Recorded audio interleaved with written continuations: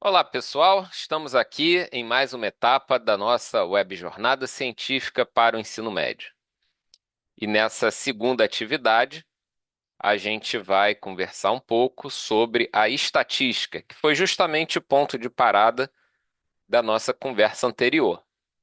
A estatística vai ser apresentada aqui de forma bastante introdutória e de uma maneira que a gente possa compreender essa ferramenta matemática como um passo importante e inicial para a gente interpretar a natureza.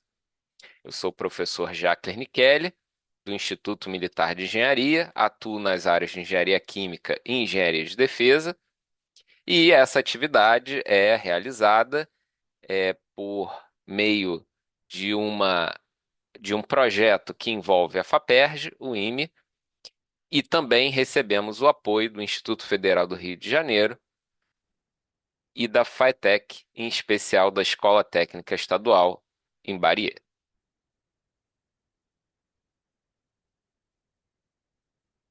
Bom, do que a gente conversou no nosso evento anterior, a atividade científica tem a intenção de perceber identidades, mas perceber identidades naquele emaranhado da natureza, aquele grande conjunto de relações, de seres, entes, de objetos que estão se interrelacionando na realidade em que a gente vive. A gente pode chamar isso de um emaranhado. E diante desse emaranhado, a gente precisa perceber identidade.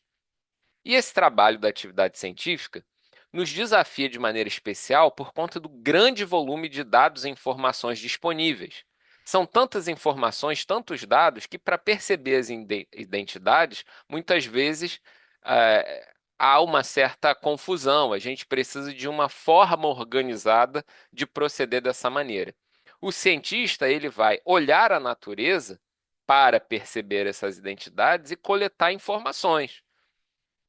E como a gente tem nessa imagem aqui ilustrativa, ele está o tempo todo pensando em como traduzir essa realidade em termos de dados e informações. Justamente nesse aspecto, demanda, né, do cientista uma forma organizada, clara e conclusiva para lidar com esses dados e conseguir gerar conhecimento a partir deles. Dessa maneira, então, a ciência experimental, que foi um daqueles braços da ciência que a gente eh, discutiu, conversou no evento anterior, então a ciência experimental, apoiada no método indutivo, que é aquela organização do raciocínio de ir do particular para o geral, requer o manejo adequado desses dados para produzir o conhecimento a partir da identificação de padrões. Identificar padrões é algo essencial no trabalho científico experimental. É a forma de se produzir o conhecimento a partir da realidade. A tentativa do trabalho experimental é ver, diante de toda esse grande volume de dados, como que eu identifico formas comuns, repetidas, padronizadas de a natureza se comportar. Quando a gente identifica isso, a gente consegue compreender algumas facetas, algumas parcelas dessa realidade que nos cerca. Realidade essa que inclui tanto o mundo natural quanto os sistemas, os artefatos, as construções que estão à nossa volta e que são produtos do trabalho humano. Justamente, lidar com esses dados para produzir o conhecimento a partir da identificação de padrões acaba estando ali no núcleo do, da finalidade da estatística. Estatística, então, vai ser uma ferramenta matemática ou vai reunir um conjunto de ferramentas matemáticas que vai nos ajudar a identificar padrões a partir de um amplo e vasto conjunto de dados. Então, para a gente pensar um pouco em como que isso acontece, vamos gerar aqui um exemplo bem trivial, assim, que talvez poderia ser uma pergunta do nosso dia a dia e que acaba sendo uma espécie de brincadeira para a gente entender um pouco o jogo da estatística. Então a pergunta vai ser a seguinte: quanto pesa um gato doméstico comum, macho, sem raça definida? SRD. Essa é a pergunta. Quanto pesa um gato doméstico comum, macho, SRD? Então tá aqui o gato que a gente quer dar uma informação sobre ele. Agora, vejam que a pergunta é uma pergunta muito aberta. Quanto pesa um gato? Né? Um gato específico? Não, a gente quer saber de maneira geral quanto pesa um gato. Um gato único, aquele exemplarzinho que a gente tem em casa, se for o caso, ele é um exemplar dessa espécie na realidade. Mas e de maneira geral, como é que eu posso apresentar essa informação? Bom, então eu vou pegar vários gatos, pesar. Então tenho gato 1, gato 2, gato 3. Cada um eu vou anotando a massa deles, registrada na balança. E para essa experiência que a gente está construindo aqui, a gente vai fazer uma pesquisa com 224 gatos. Imagina que a gente coletou 224 gatos e foi pesar a massa deles. Por que 224 gatos? Porque, nesse exemplo que eu estou imaginando, eu tinha 224 amigos com gatos e perguntei a eles a massa de cada um dos seus gatos. Veja que aí eu já tenho uma questão estatística interessante. Eu quero saber, de maneira geral, qual o peso de um gato doméstico comum macho SRD. E eu, para responder essa pergunta, tive que lidar com uma certa quantidade de gatos que estavam acessíveis para mim de alguma maneira. Então, guardem essa informação porque ela é importante para a gente perceber algumas nuances do trabalho estatístico. Então, estão aqui esses dados. Essas foram as massas, os pesos dos gatos registrados, tá? E isso já mostra para a gente uma informação interessante, que experimentar a realidade é estar o tempo todo lidando com essa flutuação de valores. A gente poderia fazer outras perguntas, como, por exemplo, qual a temperatura do Rio de Janeiro? Veja, é uma pergunta bastante geral. A gente sabe que tem dias mais quentes, dias mais frios, mas se a gente fosse dar uma resposta geral, qual a temperatura do Rio de Janeiro? Talvez a gente pudesse dizer, olha, em média, essa temperatura fica entre 25 e 35 graus. Talvez a gente pudesse dizer isso. A temperatura média fica nessa faixa. Essa informação, falando de temperatura, já é o produto de uma análise estatística, por exemplo, tá? Então veja que na nossa intenção de investigar a realidade, a gente quer informações gerais que tenham a pretensão de uma certa universalidade. Não nos interessa de maneira especial a informação muito específica. A gente quer identificar uma espécie de regra geral de comportamento da realidade. E quando a gente lida com a realidade de maneira mais direta, a gente vê que os valores que a gente consegue coletar, os dados, as informações, eles flutuam, eles apresentam uma certa variabilidade que é bastante interessante, tá? Então vamos imaginar também que nesse conjunto de 224 gatos que eu tive a chance de avaliar o peso deles e registrar para ter uma ideia do peso de um gato, então estão 224 gatinhos representados aí nessa imagem. Eu vou dividir essa informação coletada em algumas categorias. Por exemplo, a primeira categoria são dos gatos com peso menor do que 4 quilos. E no conjunto de dados que eu construí a partir dessa pesquisa, havia apenas um gato com essa massa menor do que 4 quilos. Depois a gente vai para uma outra faixa. Os gatos com massa entre 4 e 4,4 quilos. Então são esses gatinhos azuis, eles já estão com maior volume. Isso tudo um exemplo imaginado, tá? Que a gente está criando aqui. No terceiro momento, desculpa, a gente tem os gatos com massa entre 4,4 e 4,8, que são esses gatos vermelhos. Vejam que eles já têm uma maior quantidade. Depois, os gatos com massa entre 4,8 e 5,2 quilos. são esses gatos verdes. Eles parece que têm uma quantidade maior do que o azul, vermelho e amarelinho. Na sequência, os gatos com massa entre 5,2 e 5,6, que são esses gatos alaranjados. Depois, os gatos com massa entre 5,6 e 6 quilos, são esses gatinhos na cor azul claro. E, por fim, os gatos com massa maior do que 6 quilos, que são os gatos na cor vinho.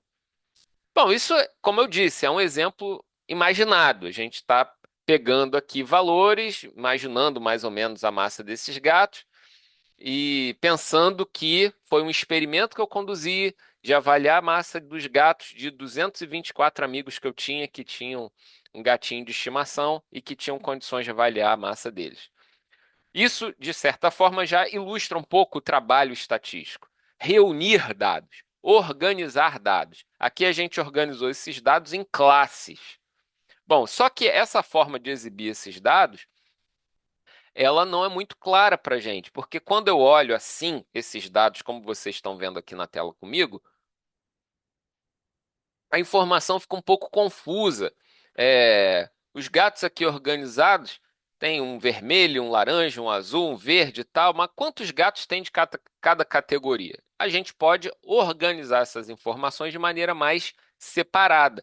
Por exemplo, eu posso construir uma imagem colocando aqui que eu tinha um gato com massa menor do que 4 quilos, 24 gatos com massa entre 4 e 4,4, 51 gatos com massa entre 4,4 e 4,8, 77 gatos com massa entre 4,8 e 5,2, 51 gatos com massa entre 5,2 e 5,6, 15 gatos com massa entre 5,6 e 6 quilos e 4 gatos com massa maior do que 6 quilos. Esse é o resumo daquelas informações que a gente apresentou como dados coletados na pesquisa.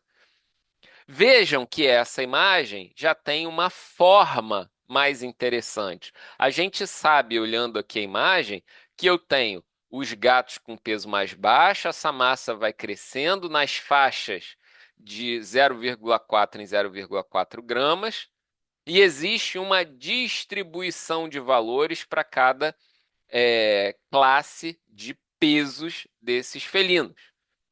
E, curiosamente, como a gente observa aqui, existe também uma maior concentração de gatos com essa massa nessa faixa intermediária, né? Veja que é onde a gente tem aqui 77 gatos é, organizados aqui dentro dessa categoria, né? Então, essa apresentação dos resultados em classes, organizando nessas faixas de valores, já é um produto de uma análise estatística. A gente está classificando os dados. Vejam, são coisas simples que talvez a gente já fizesse no nosso dia a dia, mas que fazem parte do trabalho estatístico, organizar e classificar os dados. Bom, além disso, a gente pode fazer algumas perguntas a partir desse conjunto de dados para saber como se comporta essa informação do peso dos gatos. Então, por exemplo, qual a probabilidade de a massa de um gato qualquer estar entre 4,4 e 4,8 quilos? Isso é uma pergunta possível. Qual a probabilidade de um gato ter um peso dentro dessa faixa?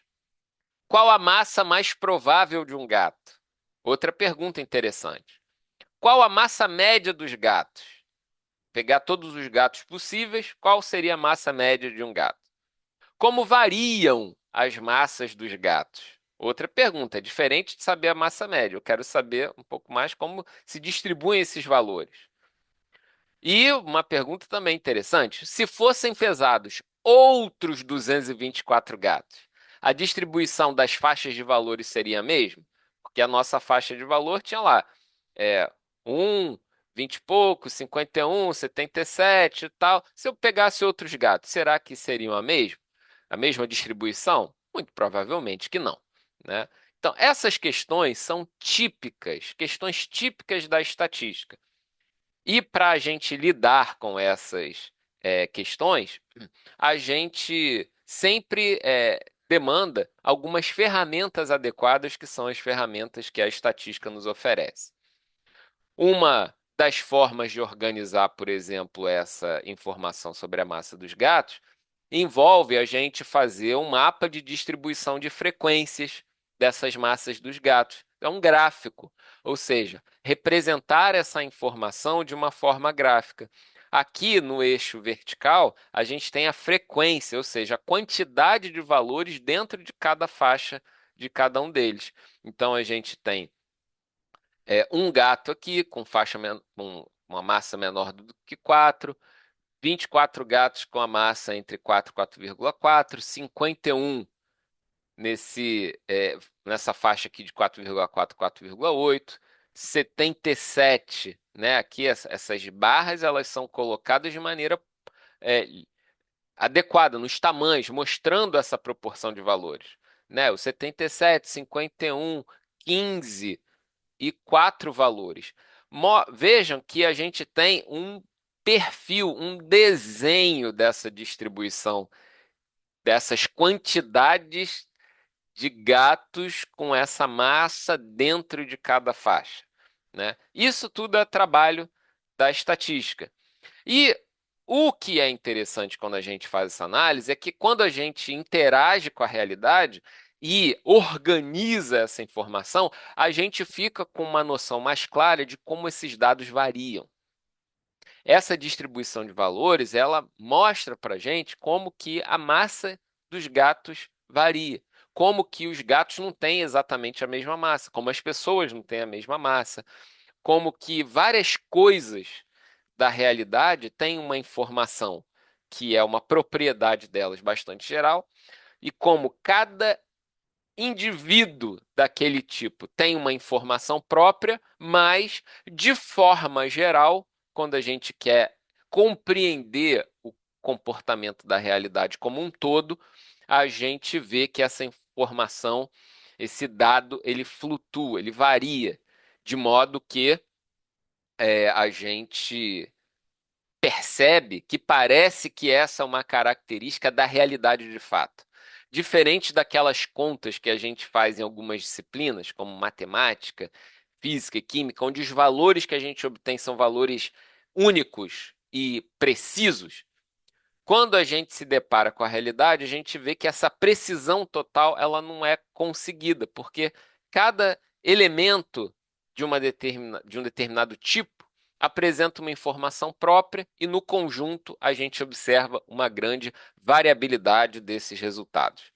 Justamente a estatística vai ser a área da matemática que vai nos ajudar a tornar essa variabilidade inteligível. Ou seja, a estatística vai nos dar ferramentas para que a gente consiga entender essas variações, organizar a informação referente a essas variações e de modo que a gente consiga estruturar, organizar um conhecimento a respeito daquela espécie de sistema, de elemento da realidade, que pode ser um animal, pode ser uma fruta, pode ser uma máquina, pode ser uma pessoa.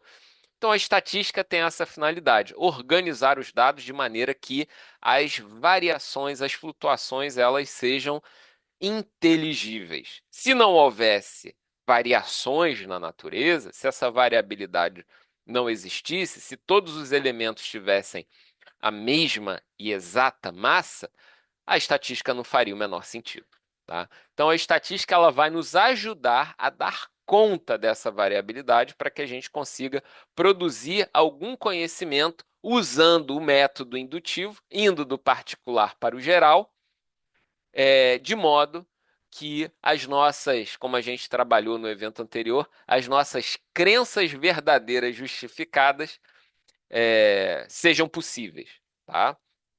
Então, a produção de conhecimento. A estatística é a ferramenta-chave para a gente produzir conhecimento usando o método indutivo, que é a base da ciência experimental, tá? Então, essa é uma noção importante que eu gostaria que vocês guardassem, né? A finalidade da estatística. A estatística servindo para a gente organizar, analisar, interpretar a realidade com foco na sua variabilidade. Às vezes são umas palavras novas que a gente está vendo aqui, mas é assim mesmo. Estatística a gente vai aprendendo aos poucos, por insistência, e a aplicação prática desses conceitos é muito grande. Então, daí a importância da gente investir um certo esforço nessa área, porque ela tem muito a nos ajudar em termos de compreensão da realidade. Continuando, quando a gente está lidando com estatística, uma coisa que é importante para a gente perceber é que existem duas abordagens, é, vamos chamar assim, de dois eixos centrais para a gente lidar com esses dados. São duas abordagens da estatística. Essas abordagens, elas incluem essa distinção que a gente precisa fazer, a distinção entre universo e amostra. Bom, dentro daquela nossa pergunta que nos interessa, qual a massa de um gato macho comum, SRD, né? Então, diante dessa pergunta, a gente já se coloca diante da possibilidade de escolher uma dessas abordagens. Uma delas é lidar com o universo dos gatos e a outra é lidar com uma amostra de gatos. Quando a gente está falando do universo dos gatos, a gente está falando do todo, ou seja, de todos os gatos domésticos machos sem raça definida. Eu teria que reunir todos os gatos existentes no planeta, fora do planeta, se é que há algum gato fora do planeta, é, e pesar todos eles para chegar a essa informação, o que já nos coloca diante da percepção de que esse trabalho parece quase impossível. A gente tem, na prática, no nosso dia a dia, pouquíssimas oportunidades de lidar com o todo. Quando a gente está falando de analisar, por exemplo, a população, né, uma das ferramentas de se analisar o todo dessa maneira é fazer o censo. O censo que a gente até teve aqui no Brasil há pouquíssimo tempo, né, é uma forma de buscar avaliar as informações, vários dados geossociais, econômicos e tal, sobre a nossa população. E o foco é perguntar as informações para todo mundo, né? Então, o censo é uma pesquisa que lida com o universo. Se fosse essa pergunta a respeito da massa dos gatos, a gente teria que pegar todos os gatos e fazer a medida da massa deles. Por exemplo, qual é o diâmetro de um grão de areia? Então, a gente deveria pegar todos os grãos de areia do planeta, medir o diâmetro, registrar, para, a partir disso, construir um conhecimento. Caso a gente consiga fazer isso, o que são casos muito limitados, a gente diz que está usando a estatística por uma abordagem descritiva. A gente pega o universo e consegue reunir dados dele e organizar esse conhecimento desse universo de informações de maneira única. A gente diz que está fazendo uma estatística descritiva. Um outro caminho é pegar uma parte desse todo, que foi justamente o caso que a gente fez no nosso exemplo. A gente pegou não todos os gatos que existem, mas pegou uma parcela desses gatos, 224 gatos. Nesse caso, a gente espera que esses 224 gatos sejam uma representação importante do universo dos gatos. A gente diz por esse caminho que a gente está lidando com uma amostra e não com o universo. Então, como eu disse, a expectativa é que essa amostra traga informações confiáveis a respeito do todo. Justamente essa é a base do trabalho experimental, a gente lidar com amostras e, em termos do manejo das informações que essa amostra provê para nós, que a gente consiga fazer afirmações sobre o todo, sobre o universo. Dessa maneira, então, a estatística segue um rumo que tem uma outra nomenclatura. Ao invés de ser uma estatística descritiva, a gente passa a ter uma estatística inferencial. A gente vai fazer inferências a partir do universo. É uma outra palavra que tem esse sentido, que é de fazer projeções, fazer sínteses dessas informações, tentando captar a informação do todo, tá? Isso é o mais comum que a gente encontra no trabalho científico experimental quando a gente está fazendo uma pesquisa baseada na coleta de dados.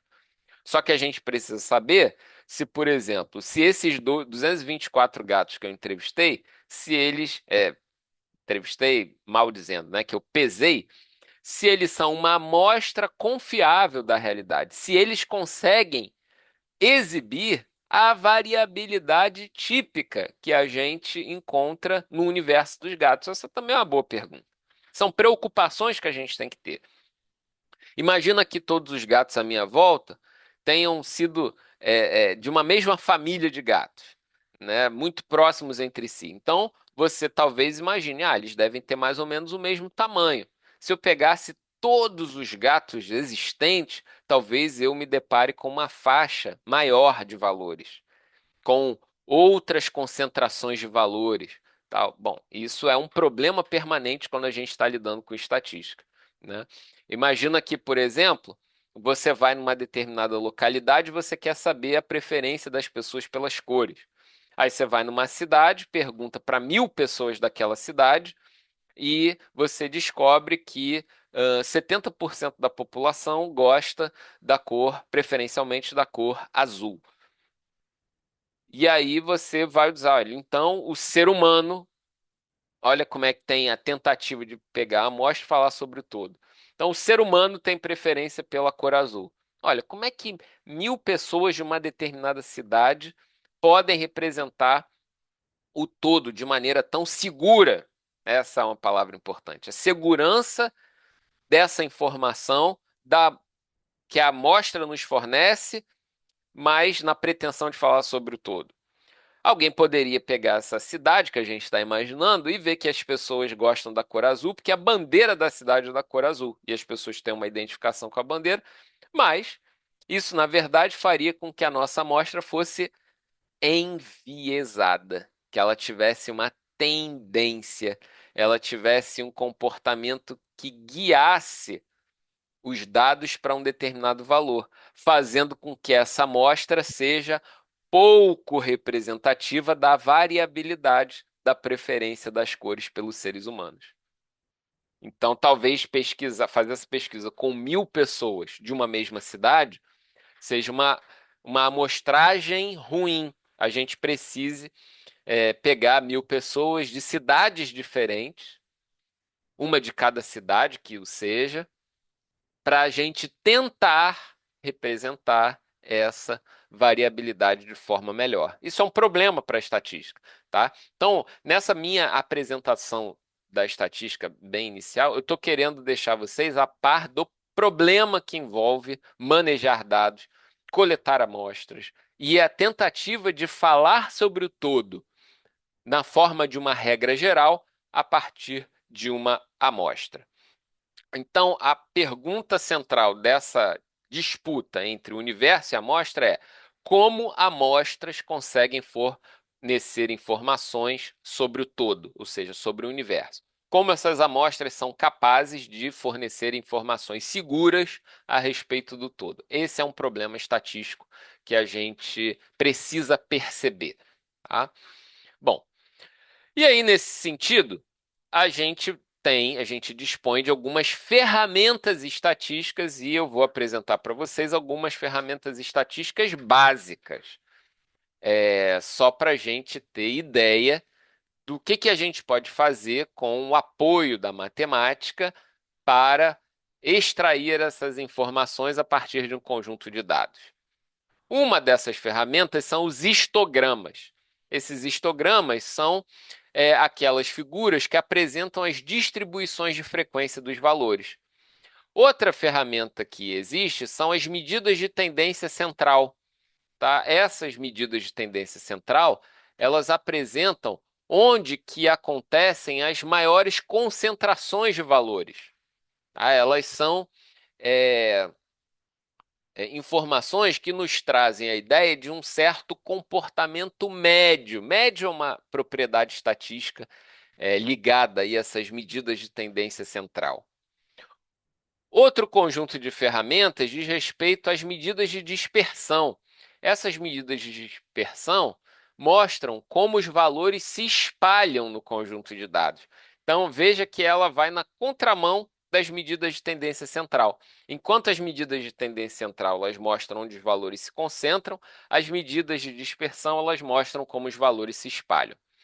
E por fim, a gente tem as correlações que mostram a relação entre variáveis. Tá? Então, eu poderia tentar relacionar a massa do gato com a quantidade de comida que ele come, a massa do gato com a distância que ele percorre diariamente. Então, veja, eu tenho duas informações que eu preciso coletar de maneira conjunta para tentar ver se existe uma relação entre duas variáveis. Esse é o objetivo das correlações. Tá? Bom, então, inicialmente aqui com os histogramas, a gente já viu um histograma lá atrás, quando a gente organizou esses valores das massas dos gatos nessa distribuição de frequências. A gente já comentou sobre esse gráfico, eu estou trazendo ele para cá de volta. E o que é importante nesses histogramas é perceber essa forma geométrica do contorno dos histogramas. Tá? Essa é uma informação muito importante quando a gente está organizando os dados dessa forma de distribuição de frequências. A forma geométrica do contorno do histograma. Tá? Esse desenho aqui, que nesse caso, especificamente nesse caso, tem a forma tipo de um sino. Poderia ter várias outras formas. Nesse exemplo que a gente brincou aqui de construir da massa dos gatos, os nossos valores se distribuem dessa forma. Tá? Essa é a forma mais comum que a gente observa para os dados da natureza, que a gente chama de distribuição normal. Esse nome pode parecer um tanto quanto curioso, né? Distribuição normal. A gente pode pensar que é a distribuição padrão, a mais comum. Outro nome que essa distribuição de valores também tem é a distribuição gaussiana. É um nome bastante estranho, mas é em homenagem ao matemático Gauss, né, que foi um matemático muito importante na história da matemática e que lidou com esse tipo de distribuição de valores e muitas outras coisas. Tá?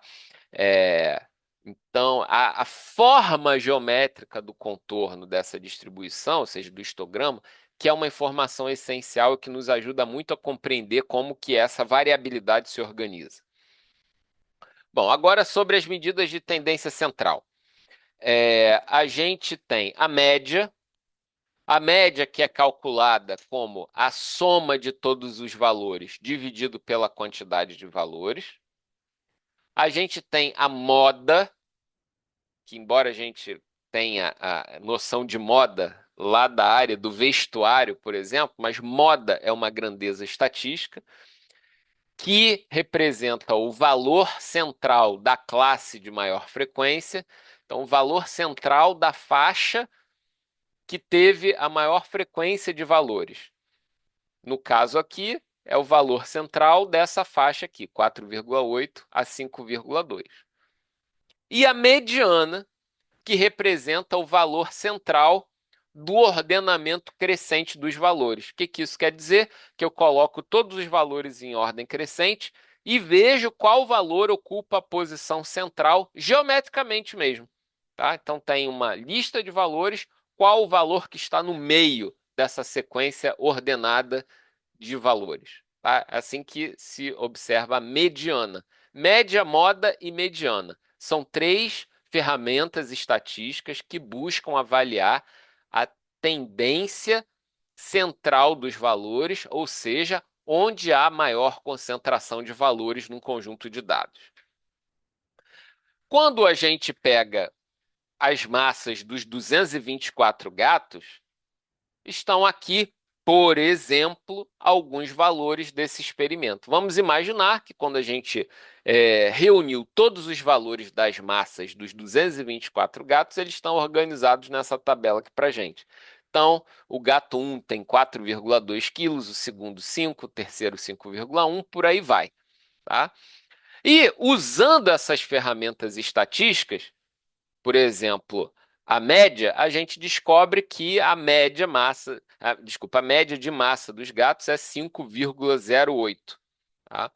É uma massa que, olhando assim esse conjunto de dados, parece que faz sentido, parece que os valores se organizam em termos, em torno, né, desse valor aí, 5,08.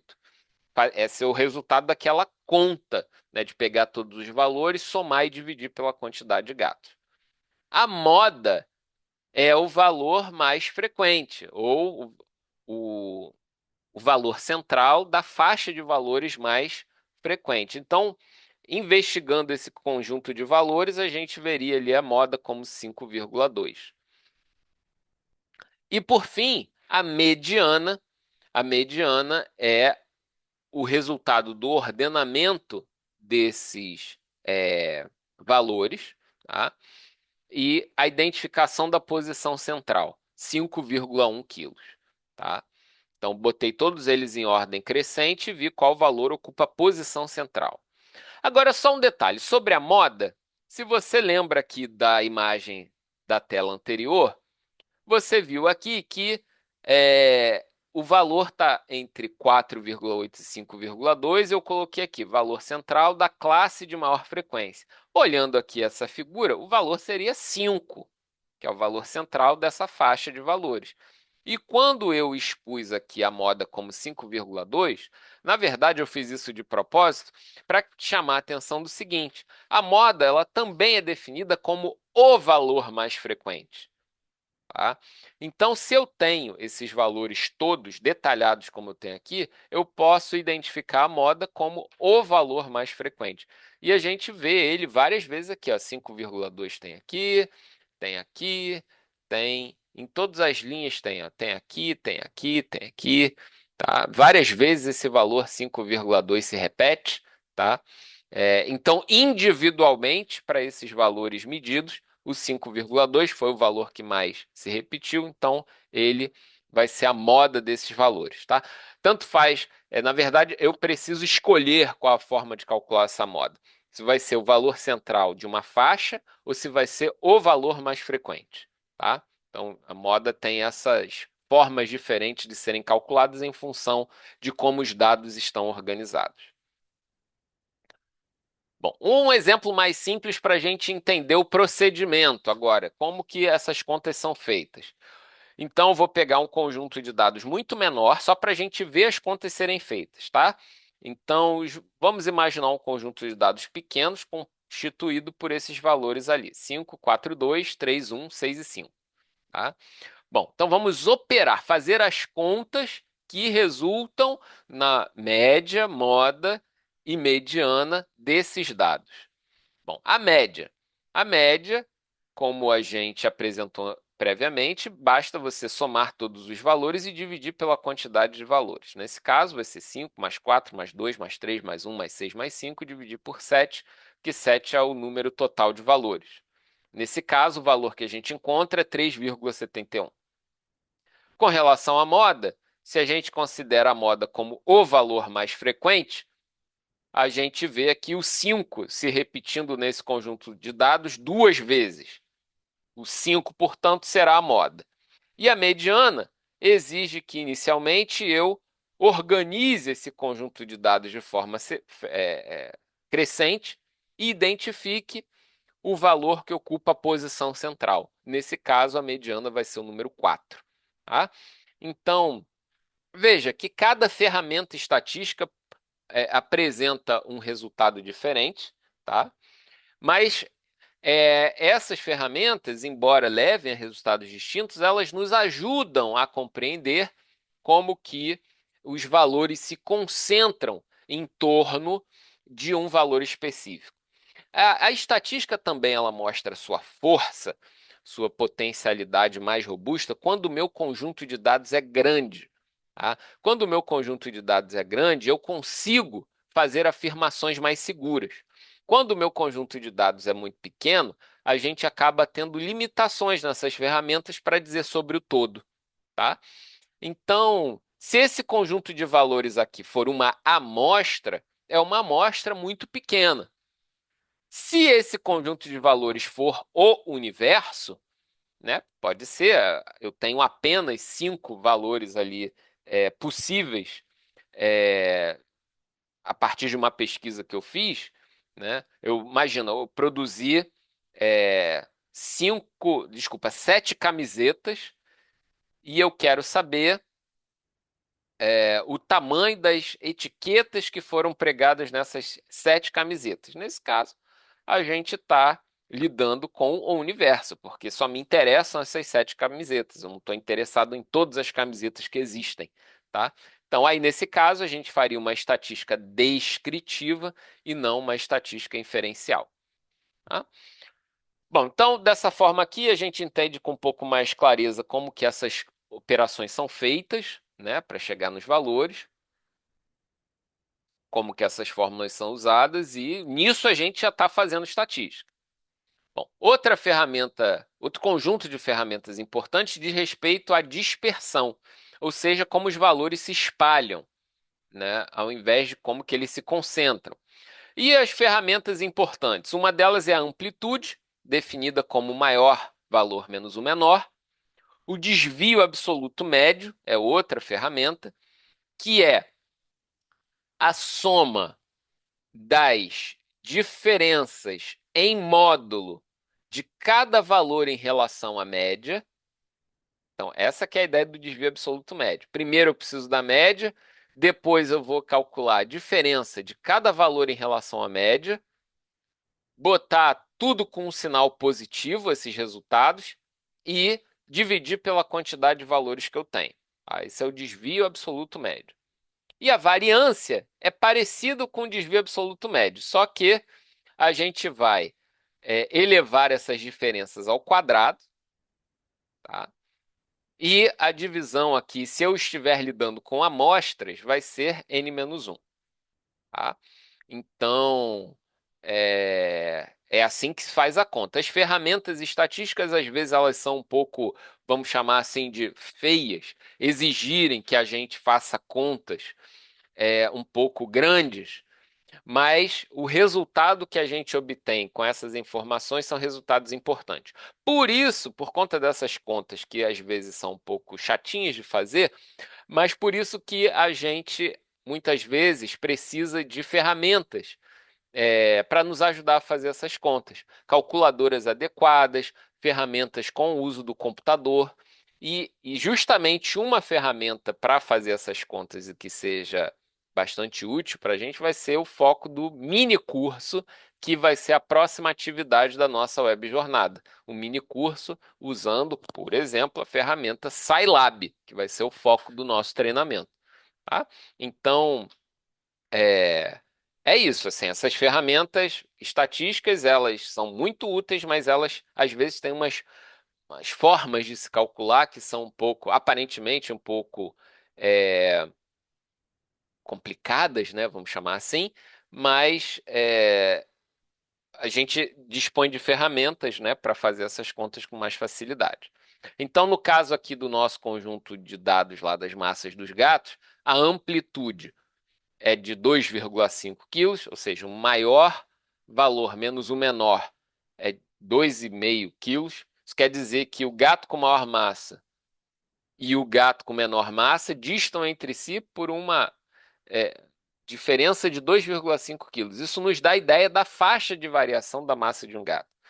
O desvio absoluto médio, calculado, é de 0,37, é uma outra medida de desvios em relação à média, e a variância é 0,22. Tá? A variância que nos apresenta aquelas somas dos desvios ao quadrado. Né? É, é uma informação importante. Tá? Bom, então, voltando àqueles nossos poucos dados para ilustrar como que essas operações são feitas, então vamos retomar ali aqueles valores do 5, 4, 2, 3, 1, 6 e 5 e ver como essas contas são realizadas.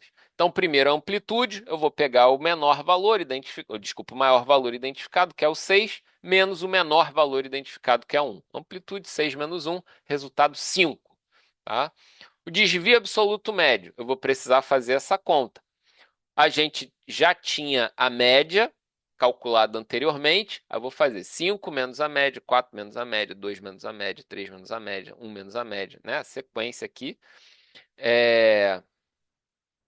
E dividir pelo número total de valores, 7, tá? Então, o resultado é 1,47 para esse conjunto de dados. E a variância é fazer essas diferenças, elevar ao quadrado, somar todas elas e dividir por n-1, se tratar de uma amostra, tá? Se não for a amostra, se for o universo, então vai ser n o denominador. As ferramentas estatísticas têm essa característica. Quando eu estou lidando com amostras, eu uso algumas fórmulas escritas de uma determinada maneira, e se eu estou lidando com o universo, a gente usa fórmulas um pouquinho diferentes. Existem motivos para isso, mas a gente não vai conseguir apresentar isso na nossa jornada curta aqui. Eu quero que vocês apenas tenham ideia mínima de como que a estatística opera. E no caso aí da variância, fazendo as contas, a gente encontraria o resultado de 3,24. Tá? Esse resultado também é mais uma forma da gente apresentar como que os valores flutuam no nosso conjunto de dados. Essa variância é uma informação de extrema importância na estatística. É muito utilizado, muito utilizado. Tá? Então, no campo das ciências experimentais, quando a gente encontra informações científicas em trabalhos, em notícias de jornal e tudo mais, essa variância ela é usada em grande medida para fazer as análises dessas flutuações de valores. Tá? É uma ferramenta muito importante, fica aqui o recado para vocês. Bom, essa imagem que eu queria mostrar, ela visa esclarecer uma mais um sentido para essa variância. Então, aqui não diz respeito aos gatos que a gente estava brincando aqui no nosso exemplo, mas há um outro conjunto de dados, tá? Onde eu tenho uma distribuição de valores que é representado por essas curvas, só que esses conjuntos de dados eles têm uma característica em comum, tanto o azul quanto o vermelho.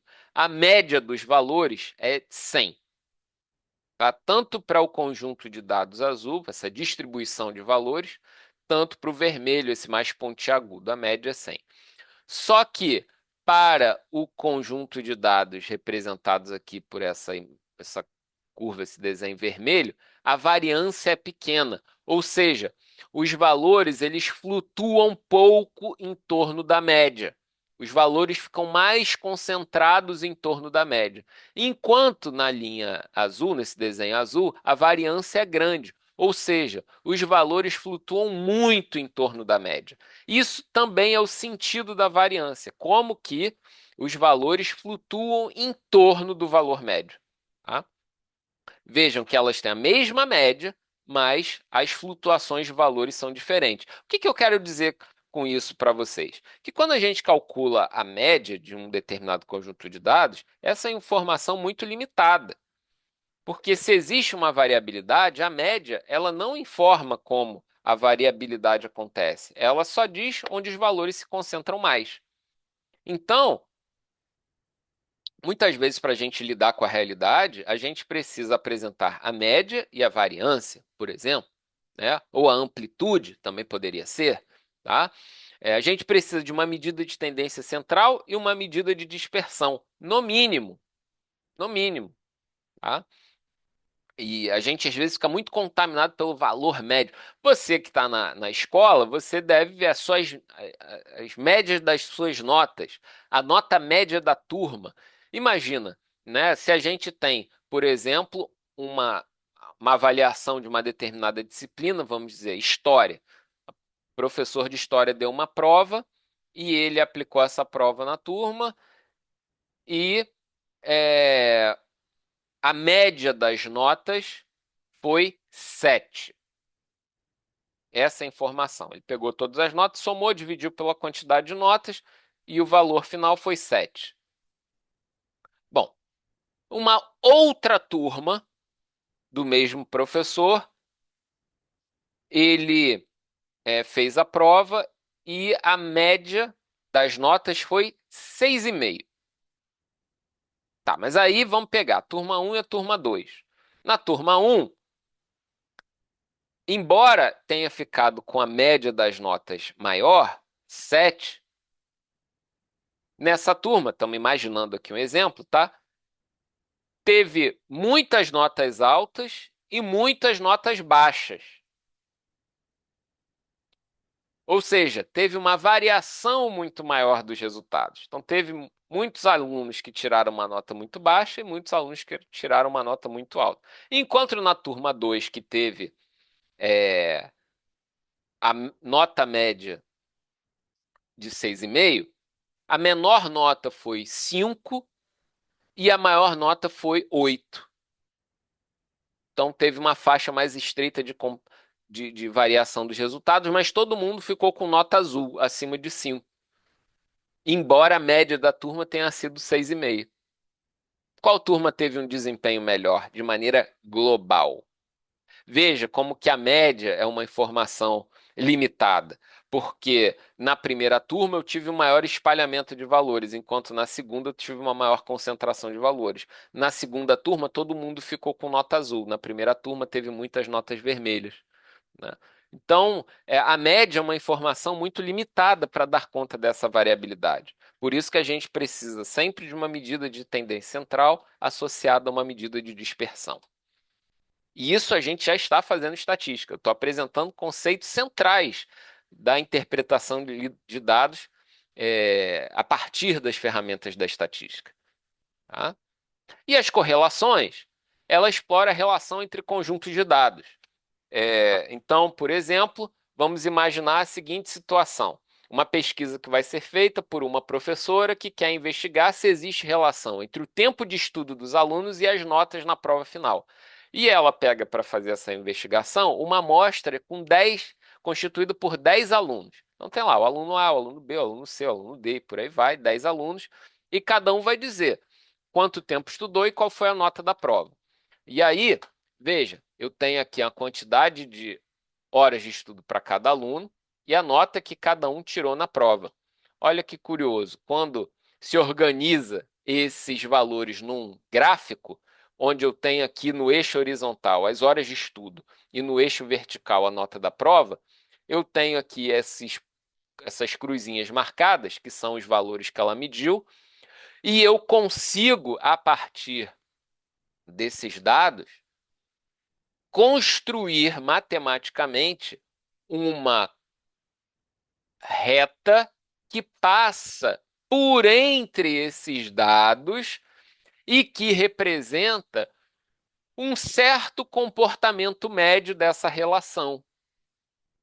É uma reta e, portanto, segue a equação da reta, que tem, né, aquela forma y igual a ax mais b.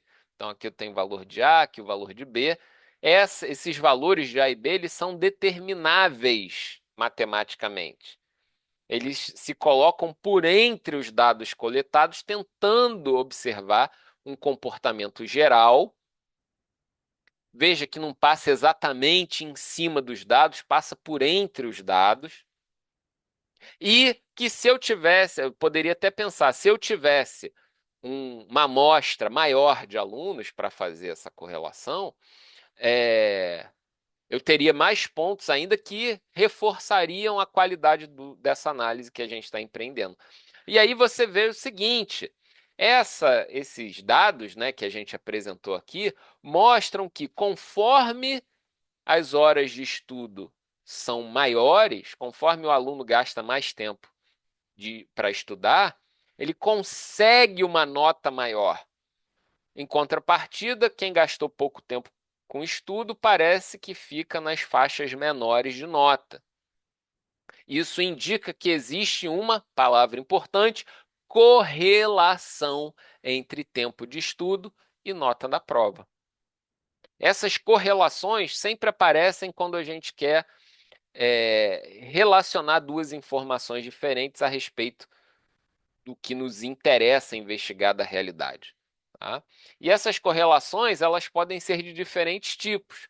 Tá? Ela pode ser uma correlação linear positiva, forte, quando os dados estão muito concentrados em torno dessa curva, e ela é positiva porque, conforme esse aumenta, o que está aqui no eixo vertical também aumenta. Pode ser uma correlação negativa forte, os dados estão concentrados, por isso que é forte. E conforme a informação do eixo horizontal aumenta, a informação do eixo vertical diminui, por isso que é negativa. Essa correlação pode ser fraca quando tem um grande espalhamento, tá? E pode ser o caso de nem ter correlação linear, de estar completamente espalhado, né? E a gente não conseguir identificar nenhum padrão de comportamento. Padrão de comportamento. Lembra que a gente falou lá no início que um dos objetivos do trabalho experimental, do manejo de dados, é identificar padrões de comportamento. As correlações são formas da gente perceber com mais clareza esses padrões.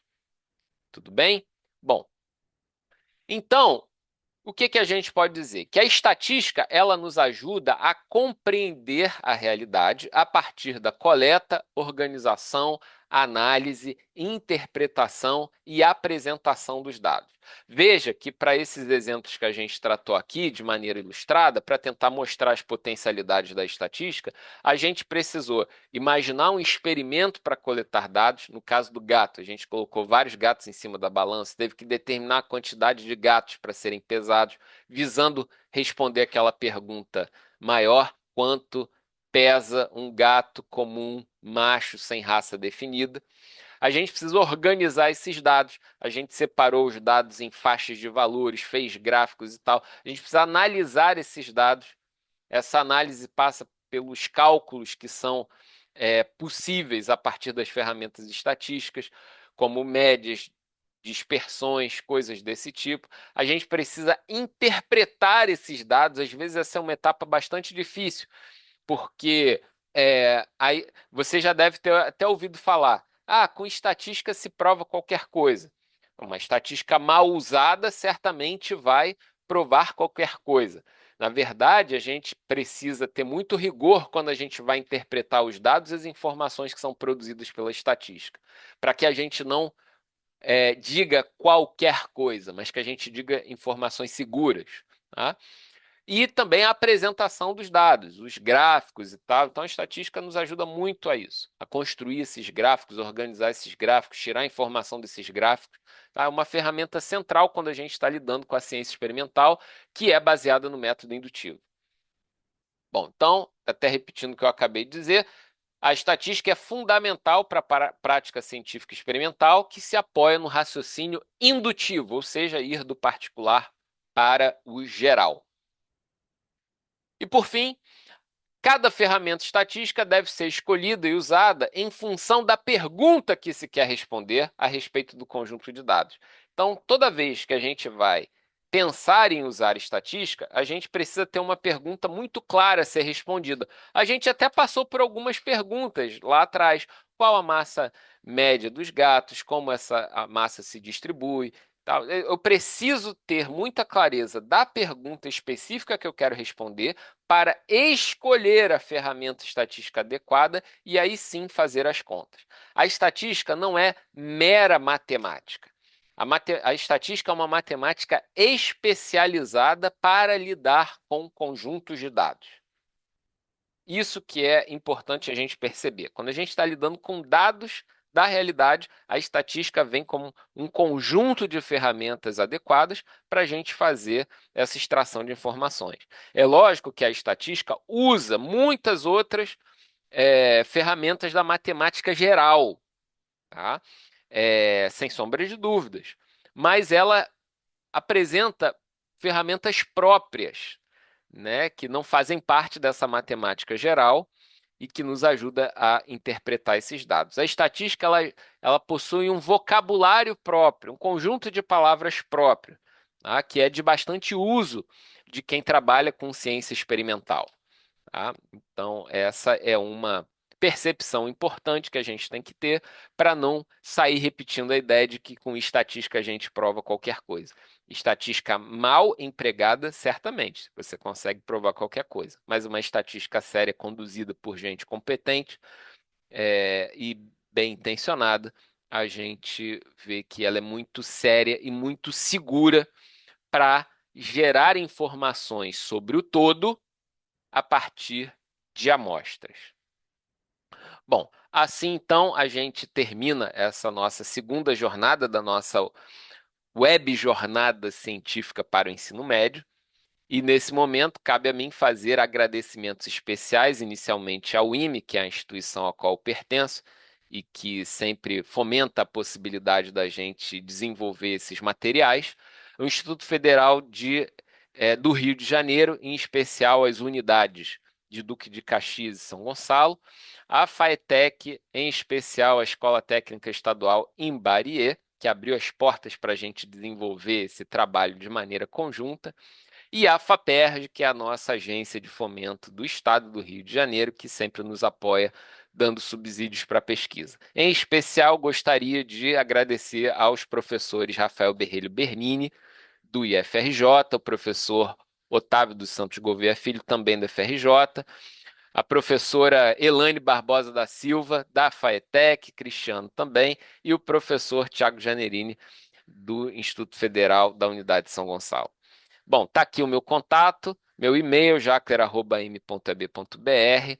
Fiquem à disposição para ver quantas vezes vocês quiserem esse material. Entrarem em contato, terei o maior prazer em ajudá-los a compreender mais desse mundo estatístico, da interpretação dos dados, da ciência e tudo mais. Contem comigo para as suas jornadas profissionais.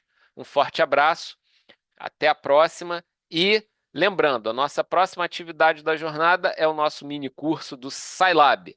Aguardem a divulgação do material. Forte abraço a todos e até a próxima. Até.